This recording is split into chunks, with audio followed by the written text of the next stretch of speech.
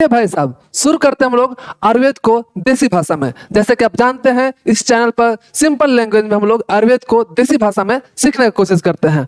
आज का सवाल यह है भाई साहब, अगर आपसे हम बोले कि 4000 साल पहले आयुर्वेद में विष से अमृत बनाने का विधि पता चल गया था, तो आपको आश्चर्य होगा कि भाई ऐसे कैसे, मतलब 4000 साल तो 1 साल 2 साल होता नहीं है। 4000 साल पहले तो मुश्किल से इंसान पत्थर वगैरह से खेलना सीखा था साहब, लेकिन आप बोल रहे हो कि आयुर्वेद जो है विष से आपका दवा बनाना सीख गया था। ऐसे दूसरे सवाल आपका ये आ सकता है कि विषय कौन सा विषय है जिस विषय में हमको ये समझ में आएगा कि हम लोग विष से कैसे दवा बनाते हैं। तो दो सवाल, पहला सवाल ये कि 4000 साल पहले कैसे जो है विष से हम लोग दवा बनाना सीखे। दूसरा ये कि ये कौन सा विषय है जिस विषय में हम लोग ये सब पढ़ेंगे। तो पहला का सवाल का जवाब हम लोग जब लेक्चर स्टार्ट करेंगे तो आपको समय समय पे आपको मिलता जाएगा। लेकिन दूसरा सवाल का जवाब है कि वह विषय है आपका रस शास्त्र। रस शास्त्र वह शास्त्र है जिसमें हम लोग विष से दवा बनाने का विधि देखेंगे। तो चलिए भाई साहब शुरू करते हैं हम लोग आज का लेक्चर। तो देखिए, जैसा कि आप जानते हैं ये पूछ रहा है कि रस शास्त्र ही क्यों, मतलब कि हम लोग रस शास्त्र ही क्यों चुने और रस शास्त्र है क्या।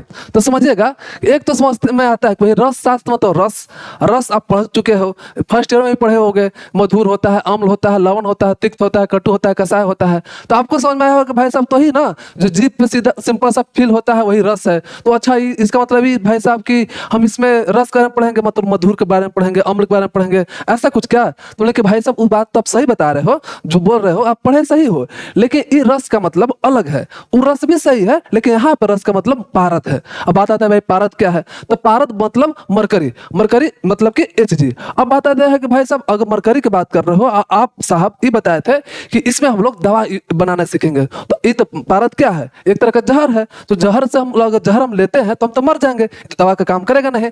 तो यही चीज हम लोग इस विषय में पढ़ेंगे कि कैसे पारद मतलब कि जो जहर है उसको हम कैसे दवा में कन्वर्ट करेंगे। यही चीज हम लोग यहाँ पे पढ़ने वाले हैं। देखिए क्या लिखा हुआ है कि आयुर्वेद का रस का अर्थ होता है स्वाद। जैसे कि हम बता चुके हैं कि आयुर्वेद का, रुक जाइए साहब, कहाँ गया पेन, रुक जाइए भाई साहब, पेन हमको खोजना पड़ेगा। एक तो व्हाइट अपना वो है, चलिए पेन तो है अपने पास। तो देखिए ये क्या बड़ा है कि आयुर्वेद में रस का अर्थ है स्वाद। जैसे कि हमने बताया कि टेस्ट होता है, मतलब कि मधुर, अम्ल, लवण, तिक्त, कटु, कषाय होता है ना। और धातु भी होता है। और धातु कौन सा धातु हम लोग पढ़ेंगे, मरकरी, है ना। तो यही चीज बोला है किंग ऑफ रस।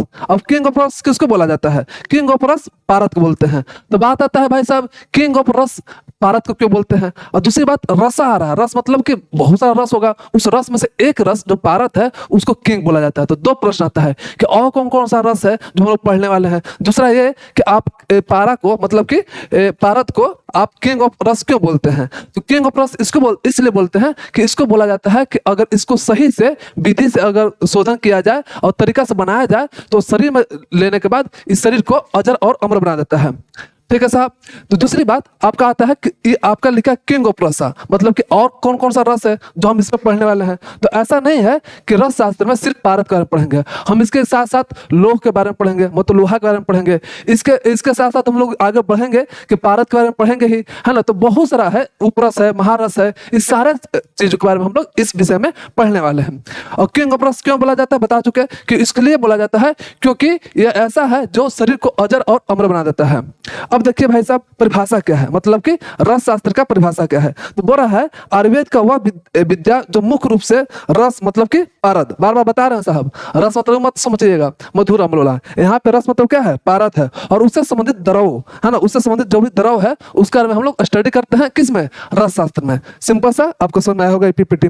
नेक्स्ट चलते हैं हम लोग भाई साहब के कैसे क्या करते हैं, मतलब कि इसमें हम लोग अध्ययन कैसे करेंगे। तो होता क्या है आप समझिएगा कि आप सिंपल सा समझो कि रस होगा, महारस होगा, उपरस होगा, ये सब चीज होता है। आपका देखिए महारस है, उपरस है, साधारण रस है। तो इसको हम प्रोसेसिंग करते हैं। प्रोसेसिंग कैसे करते हैं, इसको शोधन करेंगे, फिर मारन करेंगे। आप इसको नहीं समझ आता तो आप समझो सिंपल सा, मान लीजिए आपको क्या है कि सब्जी बनाने के दे दे, है ना।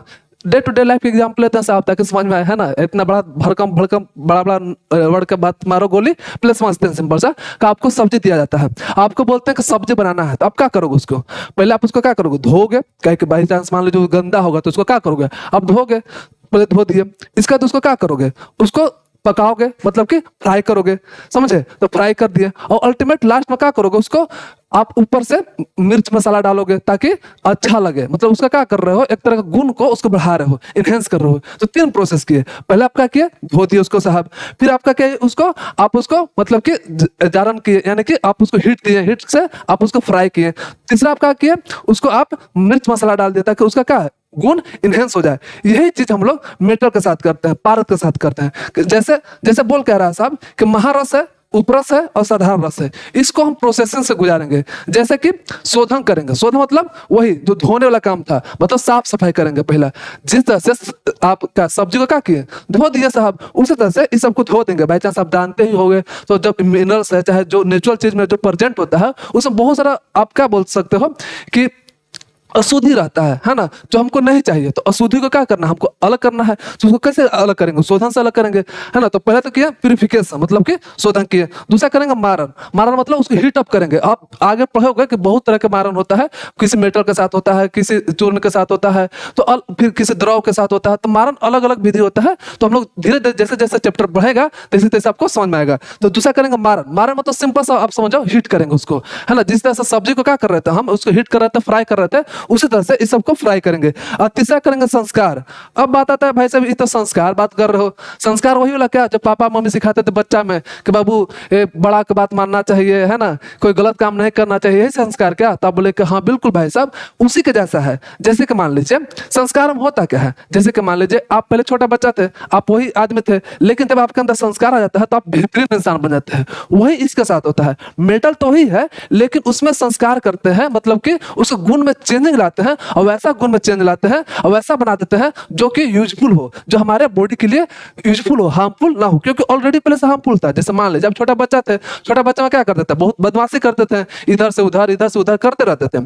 लेकिन आपके अंदर जब संस्कार डाल दिया गया तो अब क्या हुआ कि आप बदमाशी करना छोड़ दिए। तो अब क्या हुआ कि आपके अंदर क्वालिटी चेंज हो गया और इनहेंस हो गया। तो वही संस्कार में होता है साहब। संस्कार में क्या होता है कि एक तरह से पोटेंशियल को बढ़ाता है, पोटेंशियल को बढ़ाता है, और इसके बाद बनाया जाता है औषधि। हमको क्या चाहिए था, मेडिसिन ही तो चाहिए था साहब, समझे कि नहीं? आपको मेडिसिन ही तो चाहिए था। और यही चीज तो बताए थे कि हम लोग 4000 साल पहले, सॉरी, हम लोग 4000 साल पहले पॉइजन से मेडिसिन बनाने का विधि सीख चुके थे। और कैसे सीखे थे, तो यही था कि आपका ये सब क्या था, प्रमुख द्रव था, जो कि एक तरह से बोलो कि विष था। डायरेक्ट आप उसको लोगे तो आपके हो सकता है हानिकारक प्रभाव पड़े। अब मान लो सब्जी आया, है ना, पापा लेके आए सब्जी आपके घर पे, और कच्चा सब्जी था, है ना, मार्केट से लेके आए, सब्जी मार्केट से, आप उसको सीधा खा गए, तो खाओगे तो एक तो पचेगा नहीं जल्दी, है ना, उसमें बहुत सारा गंदगी रहता है, जैसे हो सकता है मिट्टी वगैरह रहे, तो उसके लिए हम क्या करते हैं, धोते हैं। तो उसी को बोलते हैं क्या, शोधन। तो आप शोधन कर लिए, फिर उसको क्या करते हैं, गर्म करते हैं, तो उसी को बोल जाते हैं क्या चीज, मारन। और तीसरा क्या करते हैं, उसको मिर्च मसाला डालते हैं, उसी को बोला जाता है संस्कार। और इसके बाद बन जाता है आपका सब्जी, मतलब इस तरह से बन जाता है आपका दवा। और दवा जो है आप यूज कर सकते हो, किसके लिए, रोगी के लिए, है ना। अपने लिए भी अगर कभी आप बीमार पड़ जाए तो अपने लिए भी यूज करो, ऐसा नहीं कि सिर्फ रोगी को देना है। तो ये सब चीज समझ में आया भाई साहब कि कैसे प्रक्रिया से हम लोग गुजारते हैं और कैसे जो है हम लोग विष से द्रव बनाते हैं। ठीक है साहब, नेक्स्ट चलते हैं हम लोग, देहवाद और लोहवाद। अब समझिए साहब, देहवाद और लोहवाद क्या बोलता है। तो देखिए, जैसे कि मान लीजिए एक एग्जांपल से कि अगर मान लीजिए आप कंपनी है आपका कार का, ठीक है, और कार जब बनाए हैं तो आपको उसके पहले टेस्ट करना पड़ेगा कि बाई चांस मान लीजिए उसको क्रैश करता है तो उसको कितना नुकसान होगा। तो आप एक तरह से क्या करते हो, तो देखते हो कि क्रैश हो रहा है तो कितना नुकसान हो रहा है, कितना नुकसान नहीं हो रहा है, तो एक तरह से क्रैश टेस्ट कराया जाता है। तो उसी तरह से हम लोग जो पारद बनाएंगे, पारद को अति करेंगे, मतलब संस्कार से गुजारेंगे और बेहतर दवा बनाएंगे, तो डायरेक्ट इंसान पर अप्लाई नहीं कर सकते। अगर बाई चांस मान लो अप्लाई किए और चीज अच्छा से काम नहीं किया तो शरीर पर गलत प्रभाव पड़ेगा, इंसान मर भी सकता है, इसके बाद आपका कुटाई भी हो सकता है। तो सब बचने के लिए हम लोग क्या करते हैं कि पहले के लोहा पे उसको उपयोग करते हैं। लोहा को अगर सोना में तब्दील कर दे, तब्दील मतलब कन्वर्ट कर दे, तो उसको बोलेंगे कि भाई ये जो है ना पारद बेहतरीन है। फिर सुनिएगा, सिंपल सा क्या बोले भाई साहब, हम बोले कि डायरेक्ट आप शरीर पर अप्लाई नहीं कर सकते। इसके लिए हम क्या करते हैं, टेस्ट करते हैं। सिंपल सा आप देखते हो जितना सारा एक्सपेरिमेंट होता है, तो डायरेक्ट शरीर पर तो एक्सपेरिमेंट होता नहीं है, चूहा पे एक्सपेरिमेंट होता है ना, और तो बहुत सारी चीज अलग अलग जानवर पे एक्सपेरिमेंट होता है। उसी तरह से पहले जानवर पे एक्सपेरिमेंट नहीं करते थे हमारे आचार्य क्या किए कि लोहा पे एक्सपेरिमेंट किए। और लोहा को क्या किए कि अगर पारद के साथ लोहा को जैसे गुजारा जाता है तो लोहा अगर सोना में कन्वर्ट हो जाता है, मतलब कि निम्न धातु से उच्च धातु में कन्वर्ट हो जाता है, उसी को बोलते हैं लोहवाद। क्यों कराया जाता था? क्योंकि एक तरह का एक्सपेरिमेंट था जिससे हमको पता चलता था कि जो बना है ये बेहतरीन बना है। देहवाद किसको बोलते हैं? वही जो आपका बना पारद जो कि बेहतरीन दवा है, अब आप उसको यूज कर सकते हो। वही जब देहवाद मतलब कि आप जब उसको इंटेक करते हो, लेते हो, इसके बाद आपका शरीर को अजर अमर बना देता है। अजर अमर मतलब कि कभी मरोगे ही नहीं। ये बोलने के बाद ऐसा नहीं कि मतलब खा लो तो कभी मरोगे नहीं, ऐसा है कि आपका उम्र बढ़ जाएगा, ऐसा है कि आपका इम्यूनिटी बूस्ट हो जाएगा, ऐसा है कि कभी आप बीमार नहीं पड़ोगे। इसी को बोला जाता है अजर अमर। तो ऐसा मत पकड़ लीजिए कि भाई साहब कलर पकड़ लिया, बोले कि भाई कहाँ अजर अमर हुए, पारद दे दीजिए तो सब कोई अजर अमर हो जाएगा, कोई मरेगा ही नहीं। ऐसा नहीं, बस बोल चाल के भाषा में है कि अजर अमर बुलाता है। तो दो टर्मिनोलॉजी है, एक कौन सी था? लोहवाद। तो लोहवाद क्या बोला? जो बोले वही चीज लिखा हुआ है भाई साहब, देख लीजिए। लोहवाद क्या है कि इसमें हम लोग निम्न धातुओं से उच्च धातु में बदलते हैं। इसमें हम लोग निम्न धातुओं से उच्च धातु बनाते हैं, उसी को बोलते हैं लोहवाद। बार बार पूछा जाता है भाई साहब लोहवाद और देहवाद क्या है? तो लोहवाद और देहवाद समझ में आया भाई साहब कि आपको इस तरह से होता है। इससे चिकित्सा किया जाता है और दरिद्रता को नाश किया जाता है। अब बात आता है कि भाई साहब दरिद्रता कैसे नाश होगा? 1 मिनट रुक जाइए, फोकस बढ़ा के भाई, ठीक है। अब देखिए भाई साहब हम क्या बोल रहे हैं, अब यहाँ पे बोल रहा है कि दरिद्रता मतलब वेल्थ, मतलब कि पैसा रुपया बचाता है, आपको अमीर बनाता है। अब बोलो कि ये तो आप फेंकने वाला बात हो गया, ये कैसे हो गया भाई? दरिद्रता को कैसे नाश करेगा? तो मान लीजिए कि अभी आप बीमार नहीं पड़िएगा तो आपका पैसा बच जाएगा ना साहब। अगर बार बार बीमार पड़ते हो, महीना में 10 दिन बीमार पड़ते हो, तो आपका सारा पैसा कौन लेके जाएगा? डॉक्टर साहब लेके चल जाएंगे। तो अगर आपका शरीर बेहतरीन रहेगा तो आपका क्या डॉक्टर साहब पैसा लेके नहीं जाएंगे। तो ये चीज बोल रहा है। दूसरा चीज बोल रहा है भाई साहब देहवाद। देहवाद का क्या उद्देश्य था? तो उद्देश्य था शरीर को अजर और अमर बनाने का, जो बताएं। और इसमें क्या करते हैं? पारद को संस्कार और शोधन करते हैं। इसमें हम लोग पारद को संस्कार और शोधन करते हैं और इसको हम लोग इंटेक करते हैं, यूज करते हैं और बहुत सारे बीमारियों से बच जाते हैं। तो सिंपल सा देहवाद और लोहवाद समझ में आया। लोहवाद वो है प्रक्रिया जिस प्रक्रिया में निम्न धातु से उच्च धातु में कन्वर्ट करते हैं और इसको पहले हम एक्सपेरिमेंट करते हैं लोहा पर, इसी को लोहवाद बोलते हैं। देहवाद क्या है? देहवाद में हम लोग पारद को संस्कार करते हैं, शोधन करते हैं और इसको यूज करते हैं ह्यूमन के लिए, इंसान के लिए, है ना। तो उसको बोलते हैं देहवाद। तो सिंपल सा 2 कॉन्सेप्ट था, हम लोग समझ चुके। अब देखते हैं नेक्स्ट। अब आता है महत्वपूर्ण परिभाषा, जो एग्जाम में बार बार पूछा जाता है, बार बार आपको लिखने के लिए आएगा। तो ये देख लीजिए क्या क्या परिभाषा बोल रहा है। पहले क्या चीज है यहाँ पे लिखा हुआ है, देख लीजिए। ये जो श्लोक है कहाँ से लिया गया है? र से। र मतलब भाई साहब र क्या है? यहाँ पे देखे क्या चीज रहत है, तो रहत र मत पढ़िएगा। ये र मतलब है रस रत्न समुच्चय है, रस रत्न समुच्चय, चैप्टर नंबर 28 श्लोक नंबर 2। ऐसा पढ़ने आना चाहिए भाई साहब। यह श्लोक जो बोल रहा है, श्लोक क्या बोल रहा है कि रस में ऐसा नहीं है कि सिर्फ पारद के बारे में पढ़ते हैं, मतलब रस शास्त्र में ऐसे, रस शास्त्र में रसों का राजा किसको बोला जाता है? पारद को बोला जाता है। तो रसों का राजा है ना साहब, बाकी सब तो है ही, प्रजा भी होगा। अब प्रजा कौन कौन है? तो देख लीजिए, उसमें आपका लोहा है ना, लोहा है, कंदबिस है। कंदबिस किसको बोलते हैं भाई साहब? जो वनस्पति पॉइजन है, मान लीजिए ऐसा प्लांट जो पॉइजनस प्लांट है, उसे बोला जाता है कंदबिस। कंदबिस किसको बोला जाता है? पॉइजनस प्लांट को। तो कंदबिस के बारे में पढ़ते हैं। दूसरा क्या पढ़ते हैं? सूत। सूत क्या है? इटसेल्फ मरकरी, मतलब जो पारद के बता रहे हैं, पारद के बारे में पढ़ते हैं। तो अल्टीमेट 3 चीज पढ़ते हैं, एक लोहा के बारे में पढ़ते हैं, एक कंदबिस के बारे में पढ़ते हैं और एक सूत। सूत मतलब मरकरी के बारे में पढ़ते हैं। ये सब चीज कहाँ पढ़ते हैं? रस शास्त्र पढ़ते हैं। तो ये चीज जो है श्लोक याद कर लीजिएगा, बहुत इंपॉर्टेंट श्लोक है जिसका मतलब आपको हम समझा चुके हैं। अब देखिए ये चीज आपके रस हृदय रत्न में देखिएगा, रहता मतलब रस हृदय रत्न में चैप्टर नंबर 1 श्लोक नंबर 13 में बताया गया। क्या बताया गया कि एक अकेला रस राज ही, मतलब रस राज किसको बोला जाता है? पारद ही शरीर को अजर अमर बनाता है। बार बार वही बात बताया जा रहा है कि एक ऐसा एक जो है आपका पारद ही ऐसा है रस जो कि पूरे शरीर को अजर अमर बना देगा। फिर से बताते हैं, अजर अमर मतलब मत समझिएगा कि आप कभी मरिएगा नहीं, कि बस बोलचाल का भाषा है। बस इसको लिख दीजिएगा तो आपका नंबर बेहतरीन मिलेगा। तो ये देख लीजिए श्लोक है, श्लोक का मतलब आपको समझा चुके हैं। अब हम लोग चलते हैं नेक्स्ट। अब भाई साहब समझिएगा कि जैसे कि अब बात आता है कि जैसे किसी चीज का तो शुरुआत होता है, जैसे मान लीजिए आपका खुद का शुरुआत हुआ होगा, आपका जन्म हुआ होगा, हो सकता है 1947 में जन्म हुआ हो या आजादी के पहले जन्म हुआ होगा, तो आपका जन्म हुआ होगा। तो इसी तरह से इस रस शास्त्र का जन्म कब हुआ, फिर कैसे कैसे विकास किया, इसके बारे में हम लोग पढ़ेंगे। एक तरह का हम लोग क्या पढ़ रहे हैं? क्रमिक विकास पढ़ रहे हैं, टाइमलाइन देख रहे हैं। जैसे मान लीजिए आपका बचपन होगा, है ना साहब, तो बचपन में जन्म लिए होंगे, तो जन्म रस शास्त्र कब लिया? तो याद रखिएगा कितना पुराना है सब। देखिए 4000 बीसी से 1500 बीसी तक है। अब बात देखिए भाई बीसी क्या है। अब गाली मत समझिए कि बीसी मतलब गाली है। बीसी मतलब होता है बिफोर क्राइस्ट। अब बिफोर क्राइस्ट मतलब कि सिंपल सा देखिए समझिए क्या है।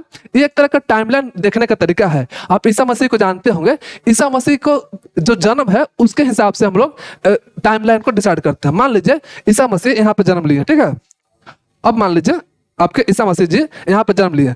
अब जन्म लेने के पहले को टाइम को बोला जाता है बिफोर द क्राइस्ट, मतलब बीसी बोला जाता है। अब जब जन्म लिए इसके बाद को टाइम को बोलते हैं हम लोग आफ्टर क्राइस्ट, मतलब कि उनके जन्म के बाद को एडी बोला जाता है। जो टाइम लाइन आपको समझ में आना चाहिए, ठीक है।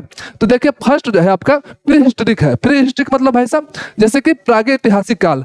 प्रागे ऐतिहासिक काल कब के बाद था? सिंधु घाटी का सभ्यता जब स्टार्ट हुआ था उस वक्त का बात है। मतलब समझ सकते हैं कि कितना पुराना आपका आयुर्वेद है, ठीक है साहब। फिर देखिए आपका जो है वैदिक एवं संहिता काल जो है माना जाता है कब? जिस समय संहिता मतलब चरक संहिता लिखाया था, सुश्रुत संहिता लिखाया था, उस वक्त को बोला जाता है वैदिक एवं संहिता काल। और उस वक्त देखिए लिखा हुआ है वेद उसी वक्त लिखाया गया था। चरक संहिता, सुश्रुत संहिता उसी वक्त लिखाया गया था। और इसका टाइम क्या है साहब? उसका टाइम है 1200 बीसी से लेकर 800 एडी तक। तो फिर से एडी मतलब आफ्टर उनका डेथ, मतलब कि इसके बाद देखिए हम लोग देखेंगे तीसरा आपका माध्यमिक काल। माध्यमिक काल मतलब ट्रांजिशनल फेज देखेंगे।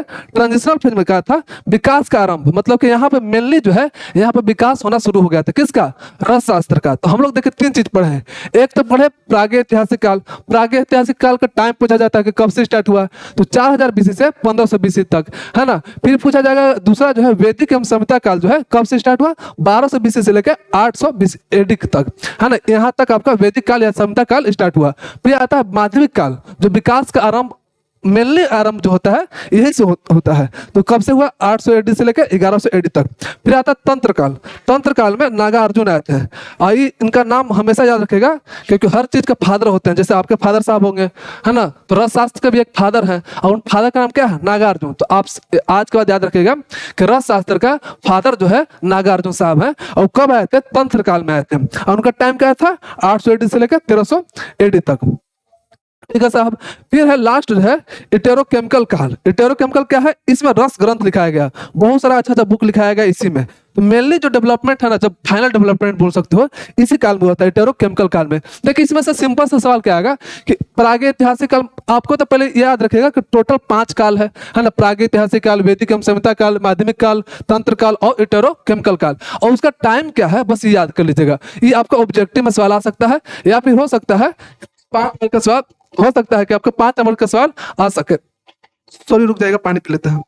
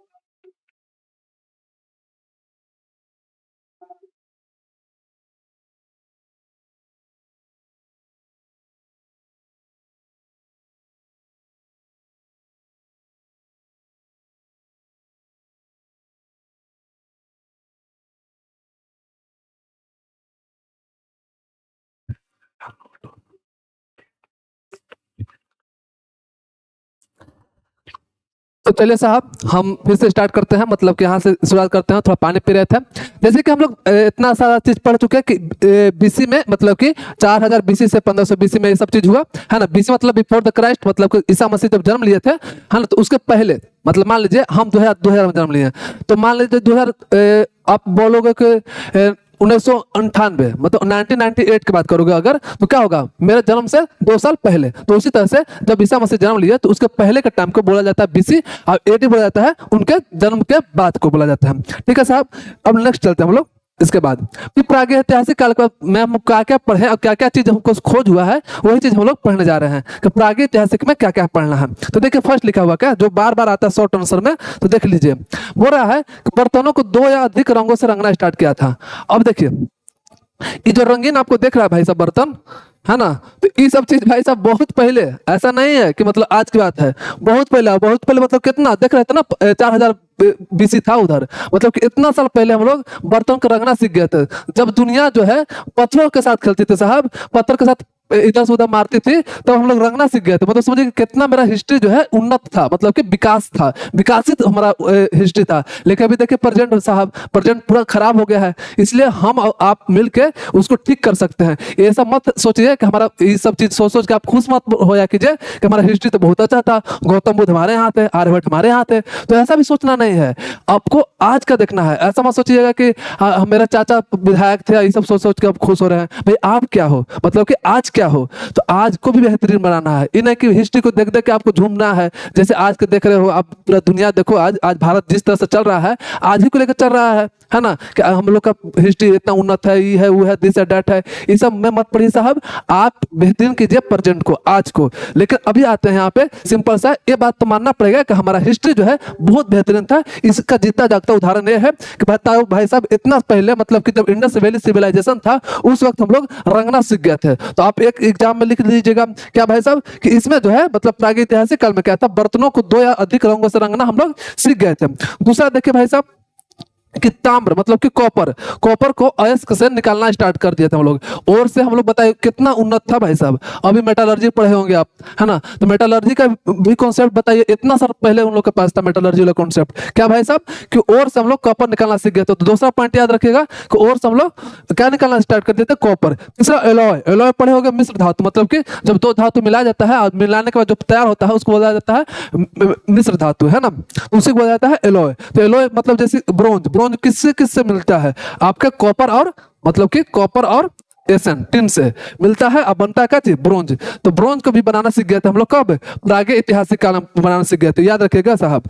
फिर देखिए बोल रहा है मूसा देखिए ये है मूसा। क्या होता है साहब कि एक तरह का बर्तन होता है, जिस बर्तन में हम लोग धातु को, दोनों धातु को मिला के मिश्र धातु बनाया जाता है। अब मान लीजिए धातु को पिघलाना है, तो धातु को पिघलाने के लिए आपको बहुत ज्यादा हीट चाहिए। तो ये ऐसा रेजिस्टेंस था, ऐसा नहीं था कि गल जाता। मान लीजिए साहब आप लीजिए कटोरी जाकर रख दिए और सोचे कि इस कटोरी में हम धातु को पिघलाएंगे, तो धातु पिघलने के पहले आपका कटोरी पिघल जाएगा, है ना। तो इतना मजबूत था कि ये पिघलता नहीं था। कौन, इसका नाम क्या है, मूसा। तो मूसा का प्रयोग गलाने में होता था, याद रखिएगा। मूसा का प्रयोग क्या होता था, गलाने में, खुद नहीं गलता था, दूसरे को गलाता था। इतना हीट रेजिस्टेंस हिसाब था।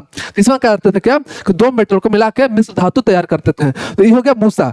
मूसा मतलब मत समझिएगा मूस, हम लोग गांव में बोलते हैं मूस को चूहा, है ना, तो चूहा मत समझिएगा। मूसा मतलब कि जिसमें ऐसा बर्तन जिसमें हम लोग गर्म करते हैं और हीट करते हैं और 2 मेटल को मिलाते हैं, मिश्र धातु बनाते हैं। तो ये सब चीज कहाँ हुआ था साहब, प्रागैतिहासिक काल में, तो याद रखेगा, है ना। फिर मन के मतलब बीड़, जैसे कि मोती, देखिए मोती, देखो कितना सुंदर सुंदर मोती बनाना सीख गए थे हम लोग इतना पहले, है ना। इसे तो देखे होगे ना, बोलता था पहले कि भारत क्या है, सोने की चिड़िया है। इसे सब लेके उड़ गया सब, है ना, लेके भाग गया। कौन, अंग्रेज हो गया, बहुत सारा है, मतलब आप पढ़े होगे हिस्ट्री, बहुत सारे लोग हमला किए, है ना।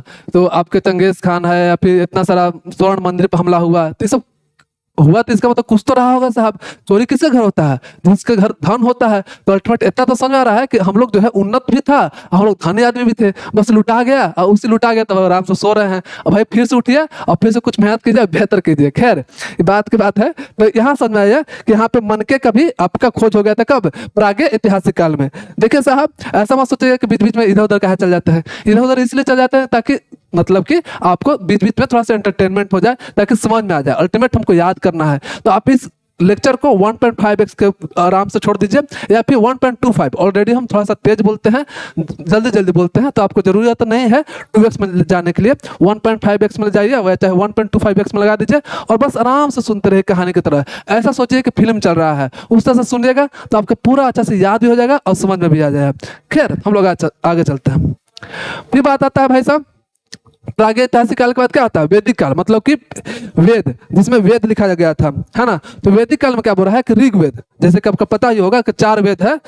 कौन कौन सा वेद है भाई, तो एक ऋग्वेद है, एक यजुर्वेद है, एक अथर्ववेद है और एक सामवेद है, 4 वेद है साहब हम लोग का, है ना। तो उसमें से बोल रहा है कि ऋग्वेद में हम लोग क्या क्या हम लोग खोज चुके थे। तो उसमें देखिए ऋग्वेद जब निकालेगा ना किताब, तो भाई साहब अगर किताब में लिखा है तो कहेंगे खोज तो हुआ होगा ना साहब, ऐसा थोड़ी लिख दिया सब।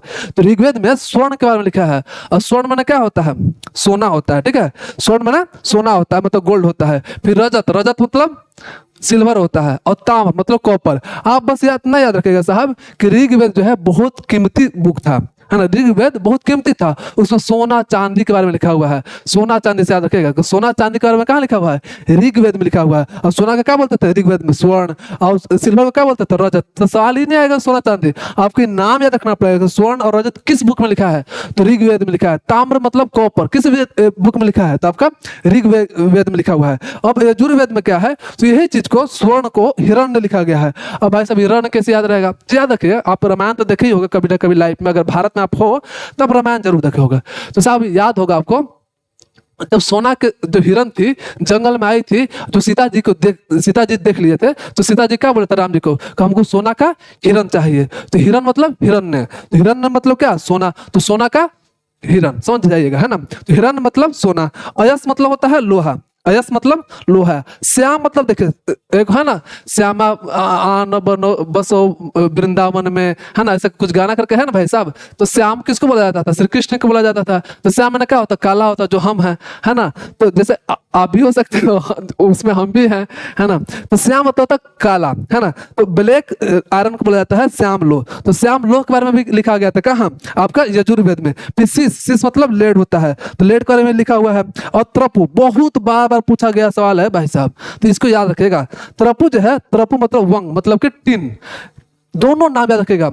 त्रपु को ही वंग बोलते हैं, वंग ही टिन है आपका। तो ये सारा नाम कहाँ पे लिखा है, यजुर्वेद में लिखा हुआ है ना। ये भी याद होगा आपका कि आयुर्वेद किस वेद से निकला है, अथर्ववेद से। तो ये भी याद रखिएगा, बाई चांस कोई पूछ दे आपसे कि भाई साहब वेद को आप जानते हो ना, चारों वेद के बारे में, तो बताओ कि कौन सा वेद से आपका आपका आयुर्वेद निकला है, तो याद रखिएगा अथर्ववेद से, ठीक है। खैर आपको बस याद रखें कि ऋग्वेद में क्या क्या मेटल को मेंशन किया हुआ है, और आपका यजुर्वेद में आपका कौन कौन सा मेटल मेंशन किया हुआ है। बार बार पूछा गया है, एमसीक्यू देखिए लिखिए, एमसीक्यू जोन है, बार बार पूछा जाता है, तो इसको याद रख लीजिएगा। खैर नेक्स्ट चलते हैं। यहाँ पे देखिए सिंपल सा उसी को ट्रिक दिया है कि जो आप बता रहे हैं साहब, यहाँ पर जो लिखा था यजुर्वेद में, यजुर्वेद को कैसे याद रखेंगे, तो देखिए यहाँ ट्रिक बता दिए हैं आपको, बस कोशिश कीजिएगा याद करने का। क्या चीज लिखा हुआ भाई साहब, तो देखिए लिखा है क्या कि हीरो आया श्याम टीन की सीटी बजाते हुए। फिर से, हीरो आया श्याम टीन की सीटी बजाते हुए, मतलब कि हीरो मतलब हिरण्य, आया मतलब अयस, श्याम मतलब श्याम लो, टीन मतलब त्रपु, टीन मतलब टीन, है ना।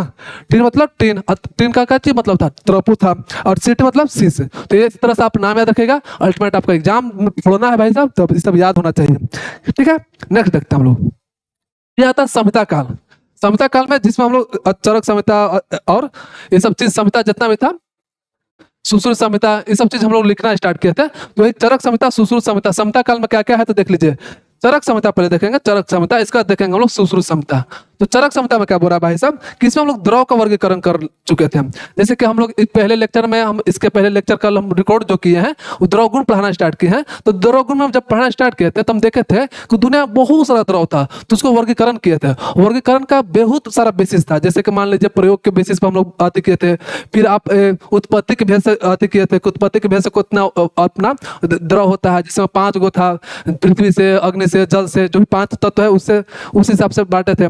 फिर मतलब योनि के भेद से, तो यहाँ पे मतलब कि योनि के भेद से बताया गया कि योनि के भेद से 3 बांटा गया था, किसको, द्रव का। और द्रव का वर्गीकरण किस बुक में लिखा हुआ है, तो पहले बुक में लिखा था चरक संहिता। तो पहले जो है चरक ही थे जो द्रव को आप योनि के भेद से 3 भाग में बांटे थे, किसको, द्रव को। पहले बांटे थे जांघम में, जांघम मतलब जो एनिमल्स मिलता है, जैसे कि घी हो गया, आपका दूध हो गया, ये सब जितना भी है आपका क्या क्या है, आपका जांघम से, जांघम द्रव है, मतलब कि जांघम से मिलता हुआ द्रव, उसको बोलते हैं जांघम द्रव। तो उसको बोलते हैं कौन चीज, जांघम। फिर औदित, औदित किसको बोलते हैं, औदित मतलब कि सिंपल सा प्लांट, ऐसा द्रव जो प्लांट से मिले। अब बात आता है द्रव किसको बोलते हैं, तो सब अच्छे से पिछला लेक्चर में बहुत अच्छा से द्रव गुण विज्ञान में समझाया है, तो आप उस लेक्चर को देखिए, समझिए, आपको बहुत अच्छे से समझ में आएगा। खैर अभी समझ में आ रहा है क्या कि औद्रित मतलब होता है प्लांट, ऐसा द्रव जो प्लांट्स मिले उसको बोलते हैं औद्रित। फिर आता है पार्थिव, पार्थिव या फिर बोलते हैं भूम, भो बोलते हैं या भूम बोलते हैं। सिंपल सा उसको बोलते हैं जो आपका धरती के अंदर से मिले, जैसे लोहा हो गया, टीना हो गया, ये सब कहाँ से मिलता है? धरती के अंदर से मिलता है। तो अल्टीमेट जो है चरक संहिता द्रव को 3 भाग में बांटे हैं। पहला आपका जांघम मतलब जो प्लांट एनिमल से मिलता है, एक में आपका क्या है आपका औद्रित है, औद्रित मतलब जो प्लांट से मिलता है, और लास्ट आपका पार्थिव, पार्थिव मतलब कि जो आपके धरती के अंदर से मिलता है। ये सब कहाँ जिक्र है? आपका चरक संहिता में। तो याद रखिएगा द्रव का वर्गीकरण के बारे में कहाँ लिखा है? चरक संहिता में लिखा है। फिर पार्थिव द्रव की बात कर रहा है, पार्थिव द्रव मतलब जो कि धरती के अंदर से मिल रहा था, वो 6 के बारे में जिक्र है। ऐसा नहीं है, ये मत सोचिएगा कि 6 ही है, लेकिन चरक संहिता में चरक जी 6 ही का ही जिक्र किया है। और कौन कौन सा जिक्र किया है? गोल्ड का जिक्र किया है, सिल्वर का जिक्र किया है, कॉपर का जिक्र किया है, टिन का जिक्र किया है, लेड का किया है और आयरन का किया है, जो कि बहुत पहले भी हो चुका था। आप देख चुके हैं कि बहुत पहले भी हो चुका था। इसके पहले जो काल था उसमें हम लोग जिक्र कर चुके हैं, उसी को जिक्र चरक संहिता में भी किया गया है। तो इसमें से बस सवाल ये आएगा कि आपके जो चरक संहिता में द्रव को कितने भाग में बांटा गया और कौन कौन से भाग में बांटा गया, जो कि हम लोग एक्सप्लेन कर चुके हैं। अब देखिए सुश्रुत संहिता में क्या किया गया। सुश्रुत संहिता में जो है बार बार पूछा जाता है सवाल, भाई साहब इसको स्टार लगा लीजिए। क्या है कि इसमें हम लोग सुश्रुत संहिता में पारद का उपयोग करना सीख गए थे। पारद का उपयोग करना सीख गए थे, यही तो हम बताए थे कि पारद का हम लोग उपयोग करेंगे। मतलब कि पारद ऐसे होता है क्या है? जहरीला होता है। आप मतलब कि 11th-12th में पढ़े होंगे कि पारद क्या? पारद मतलब कि मरकरी। अगर मरकरी पानी में मिल जाए आपको, आप उसको इंटेक करो, पानी पी लो, ड्रिंक कर लो, तो क्या होता है? मिनमाटा डिजीज होता है ना। मिनमाटा डिजीज मतलब नर्वस सिस्टम वाला प्रॉब्लम होता है। तो अल्टीमेट हमको ये समझ में आ रहा है भाई साहब कि जहरीला है, लेकिन हम लोग रस शास्त्र में ही देखेंगे कि जहर से कैसे अमृत बनाएंगे, जहर से कैसे दवा बनाएंगे। तो वही चीज आपके सुश्रुत संहिता में ये आप पारद का उपयोग करना सिखा दिए थे। लेकिन सवाल ये नहीं पूछा जाएगा आपको कि पारद का यूज कहाँ सिखा दिए थे, आपसे पूछा जाएगा कि बाह्य प्रयोग, मतलब कि ऐसा नहीं कि इंटेक करना, शरीर के अंदर प्रयोग नहीं सिखाए थे। आपका सुश्रुत संहिता में सुश्रुत चीज जो थे ऐसा बताया नहीं था कि आप उसको अंदर कैसे उपयोग करेंगे, वो बस बाहर मतलब कि शरीर के बाहर उपयोग करना सिखाए थे। तो याद रखिएगा बाह्य प्रयोग केवल बात किए थे किसमें? सुश्रुत संहिता में, ठीक है, आंतरिक नहीं किए थे। दूसरी बात धातु विष, कुछ कुछ धातु विष जो है जो धरती में प्रेजेंट था, धरती पे प्रेजेंट था, दोनों हो सकता है, धरती में धरती पर, तो उसके में से आपको कुछ कुछ का डिस्कस किए थे। कौन? सुश्रुत जी किए थे। याद रखिएगा फेनास हो गया, हड़ताल हो गया, है ना, इन सब का वर्णन किया। तो ये सब आप लिख दीजिएगा, धुआंधार नंबर आपका आएगा। ठीक, नेक्स्ट चलते हैं। फिर आता भाई साहब रस शास्त्र का स्वर्णिम युग, है ना। रस शास्त्र का स्वर्णिम युग, जैसे आपका भी स्वर्णिम युग होगा स्कूल टाइम, जिसमें आप पूरा खूब मस्ती किए होगे, है ना, बहुत सारा दोस्त बनाए होगे। अब पता नहीं अभी कैसा आपका काल चल रहा है, स्वर्णिम काल चल रहा है कि खराब काल चल रहा है। हो सकता है अभी भी आपका स्वर्णिम काल चल रहा है, आपका कॉलेज हो, कॉलेज में बहुत सारा लड़का लड़की दोस्त हो, मस्ती ही मस्ती चल रहा हो, तो भी हो सकता है सबका अपना अपना स्वर्णिम काल होता है। स्वर्णिम काल मतलब बेस्ट, है ना, जो ऐसा टाइम जो आपका बेस्ट टाइम है, इसको प्राइम टाइम बोलते हैं। आता ना विराट कोहली का प्राइम टाइम, तो वैसे ही टाइप के 2016-17 ऐसा करके था ना उसका प्राइम टाइम।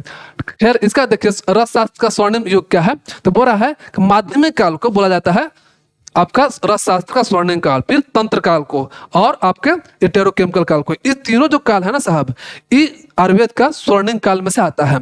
कैसे आता है? तो देखिए माध्यमिक काल में प्रॉपर्टी का योग का प्रथम उल्लेख किया गया था। और बताते हैं भाई साहब प्रॉपर्टी होता क्या है। प्रॉपर्टी मतलब जस्ट पपड़ी बन जाना। जैसे आप आगे हम लोग पढ़ेंगे कि बहुत सारा चीज बनाते वक्त हम लोग पपड़ी बनाते हैं उसका, है ना। तो पपड़ी जो बन रहा है ना, जो पपड़ी बन जाता है, मतलब मान लीजिए कोई चीज को हीट करो, हीट करने के बाद क्या होता है, उसका पपड़ी बन जाता है। तो जो पपड़ी है ना उसी को प्रॉपर्टी बोलते हैं, जो कि आगे हम लोग डिस्कस करेंगे प्रॉपर्टी के बारे में कि कैसे कैसे कहाँ कहाँ यूज होता है। तो अल्टीमेट बस आप अभी यहाँ याद रखो कि माध्यमिक काल में हम लोग क्या करना सीख गया था कि प्रॉपर्टी का योग का प्रथम उल्लेख किया गया था कहाँ? आपके माध्यमिक काल में। मतलब कि प्रॉपर्टी और ताम्र युग के बारे में डिस्कस किए थे। कौन? चक्रदत्त साहब। तो याद रखिएगा चक्रदत्त साहब जो थे प्रॉपर्टी और ताम्र युग के बारे में बताए थे। फिर आता तंत्र काल। तंत्र काल में आपको याद रखिएगा हम बताए थे कि तंत्र काल में ही आया था आपके नागार्जुन, और रस शास्त्र का फादर बोला जाता है नागार्जुन को। तो नागार्जुन कौन है? किसके पापा हैं? आपके नहीं है, है ना। ऐसा मत सोचिए कि पापा है, आपके पापा नहीं है भाई साहब, ये आपके रस शास्त्र के पापा हैं। तो रस शास्त्र के पापा कौन है? नागार्जुन थे, मतलब अर्जुन के भी बाप थे। ऐसे याद रखिएगा अर्जुन के बाप थे कौन? नागार्जुन। तो नागार्जुन थे आपके रस शास्त्र के आपके क्या पिता। अब एक ग्रंथ लिखे थे। ग्रंथ मतलब पहले के बुक को ग्रंथ बोला जाता था। जैसे मान लीजिए आप अगर फ्यूचर में आप कोई बुक लिखते हो तो आप हो सकता है किताब नाम रखो या हो सकता है कुछ और रखो, लेकिन पहले जो भी बुक लिखता था ना, मतलब जो भी आचार्य लोग बुक लिखते थे उसको ग्रंथ बोला जाता था। तो उस ग्रंथ का नाम था रस रत्नाकर। बार बार अभी चैप्टर जैसे आगे बढ़ोगे तो रस रत्नाकर का बहुत बार डिस्कशन आएगा, बहुत बार जिक्र आएगा। जैसे आता है ना चरक संहिता अध्याय नंबर 20 श्लोक नंबर डेट, हाँ तो ऐसे करके आता है ना। उसी तरह से रस शास्त्र बहुत कूट कूट के मतलब धुआंधार आपका जो है श्लोक आएगा, किसका? रस रत्नाकर का आएगा। याद रखिएगा तंत्र काल में आपके आचार्य नागार्जुन थे जो कि फादर ऑफ रस शास्त्र थे, और किताब लिखे थे साहब। और कौन सा किताब लिखे थे? इन्होंने की किताब मत नहीं लिखे थे, लिखे थे रस रत्नाकर लिखे थे, र लिखे थे र। मेरा नाम रोहित राज है, इसे याद रखिएगा, रोहित राज RR रस रत्नाकर, ठीक है। तो मत सोचेगा कि रोहित राज के पापा थे, ऐसा कुछ नहीं है साहब। फिर इटेरोकेमिकल काल क्या था कि इटेरोकेमिकल काल में एक ग्रंथ लिखाया गया रत्न रत्न समुच्चय। देखिएगा यहाँ पे क्या था, तंत्र काल में सवाल आएगा कि तंत्र काल में कौन सा बुक लिखा है साहब? तो रस रत्नाकर लिखा है। इटेरोकेमिकल में कौन सा बुक लिखा है, मतलब कौन सा ग्रंथ लिखा है? तो रस रत्न समुच्चय। इसको कौन लिखे? वाग्भट। और इसको कौन लिखे थे? नागार्जुन। तो याद रखिएगा दो यहाँ से MCQ आ सकता है। नागार्जुन लिखे रस रत्नाकर, और आपके जो भी वाग्भट लिखे हैं रस रत्न समुच्चय लिखे हैं, है ना। और फिर इसी में इटेरोकेमिकल टाइम लाइन में ही एक आया था सारनाथ संहिता, जो आगे हम लोग पढ़ेंगे। सारनाथ संहिता अभी कब आया था? आपके इटेरोकेमिकल काल में आएगा। तो ये सिंपल सा देखिए, ये सब हिस्ट्री है ना, बहुत ज्यादा लॉजिकल नहीं चीजें हैं। लॉजिकल जहां जहां आपको डिस्कस कर रहे हैं, बताने की कोशिश कर रहे हैं, बाकी जो हिस्ट्री है आप समझाने की कोशिश कर रहे हैं, बस हंसाने की भी कोशिश कर रहे हैं ताकि आपको अल्टीमेट याद हो जाए। तो आराम से धीरे धीरे पढ़ते जाइए, फिर जैसे जैसे रस शास्त्र हम लोग आगे बढ़ेंगे तो चीजें हम लोग भी समझते चलेंगे, ठीक है साहब। तो देखिए जैसे कि यहाँ पे MCQ आता है ना, तो MCQ के बाद देख लीजिए, बार बताते हैं साहब MCQ यहाँ का लॉन्ग आंसर और शॉर्ट आंसर बहुत सोच समझ के हम डाले हुए हैं। तो आप एक बार जरूर प्रैक्टिस कीजिएगा लॉन्ग आंसर को और शॉर्ट आंसर को, क्या पता यही आ जाए, है ना। क्या पता हम ही सेट करते हो पेपर को ये मजाक की बात है, लेकिन मतलब बेहतरीन तरीके से सेट किया हुआ रहता है। तो इसलिए ध्यान से जरूर देखिएगा, एक बार प्रैक्टिस जरूर कर लीजिएगा साहब। तो जैसे लिखा हुआ आपका कि यजुर्वेद में त्रपु किसे कहा जाता है? तो त्रपु बोला था ना भाई साहब, टिन को बोला जाता है। त्रपु किसे बोला जाता है? टिन को बोला जाता है। फिर बोला है सुसु संहिता में पारद का कौन सा प्रयोग मिलता है? तो बाह्य प्रयोग बोले तो थे कि प्रयोग तो सीख गया था लेकिन बाह्य प्रयोग किया था, आंतरिक प्रयोग नहीं करना सीखा था। कौन? आपके सुश्रु साहब नहीं किए थे। फिर आपका हो सकता है शॉर्ट आंसर आ जाए कि सिंधु घाटी सभ्यता को रासायनिक ज्ञान का टिप्पणी लिखे ना, सिंधु घाटी में कौन कौन सा रसायन का यूज किया गया था, तो आप लिख लोगे अगर बहुत अच्छा से पढ़े हो गए थे, है ना। फिर ये जो आपका था रसराज, जो पारद बोला जाता है, रसराज पारद का श्लोक को सुना है और वर्त बताया, हो सकता है वाइवा में आपको सवाल पूछा जाए, तो आप एक बार देख लीजिएगा और श्लोक को याद कर लीजिएगा साहब, ठीक है। क्या क्या आप गलत कर सकते हो जो कि गलत नहीं करना चाहिए। हमको नहीं लगता है कि आप लेक्चर को बहुत अच्छा से देखोगे तो आप गलत करोगे। तो एक बार देख लो कि क्या क्या सवाल है जो गलत आप कर सकते हो, तो गलती करने से बचिएगा। जैसे कि रस का मतलब केवल, देखिए ऐसा नहीं समझिएगा कि रस का मतलब केवल पारद होता है ना। पारद के साथ साथ बहुत सारी चीज पढ़े हम लोग, है ना, मेटल के बारे में पढ़े। तो ये चीज बोल रहा है कि रस का मतलब ऐसा मत समझिएगा कि सिर्फ और सिर्फ पारद होता है। उसमें हम लोग धातु भी पढ़ते हैं, है ना, उसमें विष भी पढ़ते हैं। कौन सा विष? जो आपका जो वनस्पति विष है, जो आपका मतलब कि जो पेड़ पौधा में विष पाया जाता है उसमें बोलते हैं विष, उसके बारे में पढ़ते हैं। फिर होता है मिस्टेक क्या करता है बच्चा लोग, सुश्रुत क्षमता में पारद का आंतरिक प्रयोग लिख देता है, जबकि सुश्रुत क्षमता में सिर्फ बाह्य प्रयोग के बारे में बताया गया है। तो इसके बारे में गलत करता बच्चा लोग। फिर अयस का अर्थ गोल्ड समझ लेता है, लेकिन अयस का अर्थ क्या होता है? लोहा होता है ना। गोल्ड का मतलब, स्वर्ण का मतलब गोल्ड होता है, स्वर्ण और हिरण्य। ये रामायण वाला कहानी देखेगा, हिरण्य और स्वर्ण का मतलब गोल्ड होता है, न कि अयस। अयस का मतलब होता है लोहा। तो ये सब गलती मत कीजिएगा साहब आप, है ना। ये देख लीजिए, ये आपका एक समरी है, जितना भी चैप्टर पढ़ा है, जितना भी टॉपिक में समझाएं, इस पूरा एक तरह से आपको समरी बना के दे दिए हैं। तो इसका आप रीडिंग कर लीजिएगा। एग्जाम के पहले आप 5 मिनट पहले आप इसको रीडिंग कर लोगे तो एक तरह से पूरा 1 घंटा का वीडियो तो नहीं होगा मेरे ख्याल से, 40 मिनट के आसपास वीडियो होगा। 40 मिनट का वीडियो आप 5 मिनट में रिकैप कर सकते हो। ऐसी तरह से पढ़ते रहिए, मचाते रहिए। आने वाला समय में हम सेकंड पार्ट इसको लाएंगे। और इसके बाद आप कोई भी बुक, मतलब जितना भी पढ़ा है उतना आप कहीं से भी बुक से आप पढ़ोगे, समझ में धुआंधार आएगा, है ना। अगर फिर भी नहीं समझ में आए तो आप कमेंट में जरूर लिखिए और बताइए, है ना, उसको सोल्यूशन देने की कोशिश करेंगे। इसी तरह से पढ़ते रहिए और मचाते रहिए। तब तक के लिए धन्यवाद।